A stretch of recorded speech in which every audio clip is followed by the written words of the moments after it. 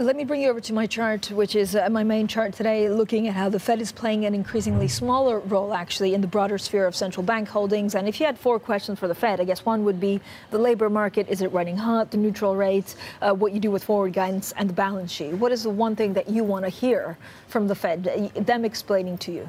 Well, the Fed needs to be very clear where it does see its rate of neutrality. So I think that the market is going to take that as well as a significant guide going forward. Because if you assume with us that the rate of neutrality is going to be static, because you may be skeptical about the growth potential of the U.S. economy, then under those circumstances, any rate hike the Fed is going to do in the near term is one rate hike less to do in future. So that means you have a flattening of the yield curve as a result of that. And that is actually our main call.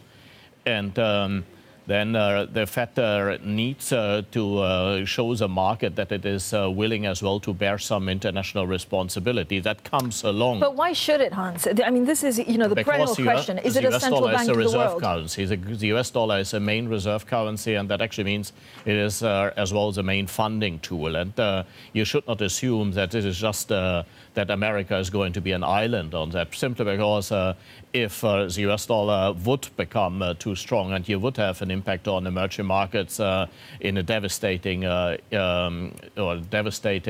situation, then under those circumstances, the negative feedback loop into the United States is going to be a short one. It is going to hit the United States within quarters.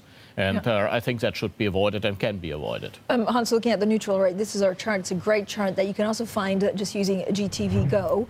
Do you think they'll talk about it today? Is that really what investors want to know? Yeah, and I think that is actually where the word accommodation comes into play. So is monetary policy still accommodative, or when you are seeing that your rate level is going to break your estimated rate of neutrality, then you are entering a more restrictive territory. So I think that the language of the Fed may be changed accordingly, and the market is going to interpret that in a dovish way.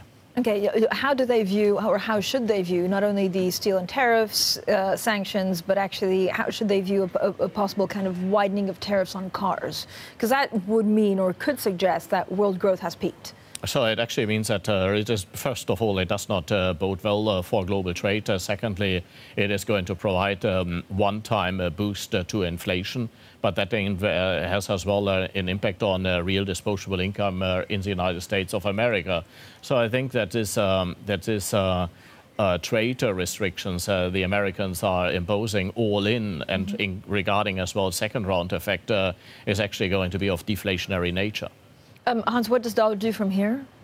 Well, I think we had this call on the 15th of March that the US dollar would rally. We said a week ago that this US dollar rally is done. And we look into the relative slope of yield curves. There's a very clear signal now coming up. The US yield curve continues to flatten. The European curve is continue to steepen. I think that should provide some support to the euro against market expectations. We had last week US dollar bullish sentiment reaching an historic high at 94. That has come down a little bit, but I think that the market is by far too optimistic on the US currency. When you have a twin deficit problematic plus an increase of global funding cost, that is what our analysis does show is a culprit for a weaker currency, not a stronger currency.